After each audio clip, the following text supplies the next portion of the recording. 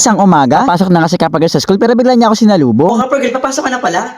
Opo, Tito Dugs, pero Tito Dugs, pwede mo mag-request? Ano naman request mo, Kapag girl? Dahil ako ang president sa school, gusto ko sana mag-donate ng gamit. Kasi yung mga classmate ko nag-donate ng sabon, floor wax, ako naman mag-donate ng tissue para may pamunas kami sa CR. Ganun ba? Sige, Kapag girl, bibigyan kita ng 10 tissue. Okay, Tito Dugs, kamukha mo si Daniel Padilla.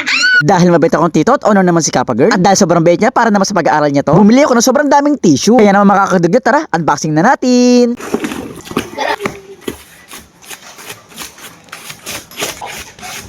Okay, so mga kadugyot, eto na yung 10 tissue na idodonate ni Kappa Girl sa school nila. Sobrang ganda nga na to dahil siya ay lint-free, soft touch, at water-resistant durability. Oh, diba? Sobrang dami. Sigurado ako matutuwa si Kappa Girl dito, yung teacher niya at saka yung principal. Kaya naman tara, bigay na natin. Oh, Kapag girl, eto na yung tissue na pinapabili mo sa akin para idonate sa school mo para matuwa ang teacher at ang principal. Okay, Tito Dugs, akin na yan, try na natin. At bago nga pala namin ito ibigay sa school, ay tatry muna namin yung quality. Kaya ito, kumuha na ako ng isang tissue. Si Kappa Girl, at ito, tatry na namin. At habang nagpupulas-pulas nga kami, ito nga pala mga nararamdaman namin. Oo, ang ganda, lambot sa balat. Oo nga, Tito Dugs, at ang sarap sa pakiramdam. Hindi pa siya agad-agad napupunit. Oo, ang galing. Tinan mo. Di ba hindi agad-agad napupunit? Oo nga, Tito Dugs, sigurado matutuwa dito si Ma'am. Ako, Tito Dugs, lagay mo na ulit sa box yan. Kasi ibibigay ko yan kay Ma'am, sa principal, at sa mga classmate ko para matuwa sila. At para honor ulit ako. Okay, Kapag girl. At eto nga, dahil papasok na si Kappa Girl sa school, binabalik ko na pala sa box yung mga tissue. Ayun, okay na, pwede na pala ito ibigay sa school nila.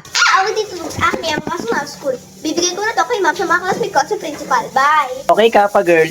Ingat. Isang umaga, diniliver at natanggap ko na nga pala itong in-order kong singsen na susuotin namin sa kasal. Medyo nahirapan nga pala ako mamili kasi sa picture ko nga lang siya nakikita, sa online lang ako bumili. Sobrang dami nga palang choices at mga magaganda pagpipilian. Pero ang napili ko nga pala itong simple lang. Medyo plain lang siya at wala masyadong design. Nagbase din kasi ako doon sa grams. Ito kasi solid gold at mabigat talaga. Hindi siya yung ampaw na sinasabi. At dahil nga solid to ay sobrang bigat nga niya. Ito nga pala yung design na napili ko. Hindi na kasi yung ganda yung trignan ko kung hindi yung quality. Bali sa loob nga pala ng singseng ay naka-engrave na yung pangalan namin. Itong hawak ko ay yung pangalan ko ay na meron Joshua at yung date kung kailan kami kakasal. Ito namang isa kay Giselle at date din kung kailan kami kakasal. Bali ang susuotin ko nga pala yung may pangalan niya at yung susuotin naman niya yung may pangalan ko. Ganun pala. At eto nga kumuha nga pala ako ng kiluhan para ma-check ko kung tama ba yung grams na nabili ko. Medyo may kamahalan kasi nga sobrang mahal ng grams ngayon. At pagkalagay ko nga na isang singseng, nagkilo pala siya ng 3.37 grams. Pagkalagay ko na rin ng isang singseng, 6.74 grams nga pala ang pinaka-total niya. Para naman sa tuloy kung hindi naman mayaman, pwede na to at okay na investment na rin. Hindi sobrang kamahalan, hindi na sobrang mura, sakto lang. At eto na nga ang moment of truth. Ngayon ko pa lang kasi isusukat to. Ang sinabi ko kasi sukat ang daliri ko ay 6. At eto nga nung nilalagay ko na yung singseng, medyo nahirapan nga pala ako. Kasi ayun yung tumuloy, sobrang sikip na. Sakit na nga pag pinipilit ko. Kahit ikot-ikutin ko, ayaw talaga. Hanggang sa na-realize ko, kanang kamay daliri pa itong pinaglagyan ko, kaya ay pumasok. Sa kaliwang kamay na daliri nga pala yung mga singseng. At eto nga na pagpasok ko, dire-diretso lang siya, sobrang smooth. Parang sinukat talaga, saktong-sakto. Ayan o, diba? Ang gandang tingnan sa kamay. Sana nga lang sa daliri ni Giselle, sakto rin. Medyo chabi-chabi kasi yung daliri niya, pero sana sumakto. Kasi sa akin, sakto lang, hindi masikip, hindi rin maluwag. Tapos pares pa kami ng size 6. Bagay ba? Anong masasabi niyo? Bagay ba sa daliri ko?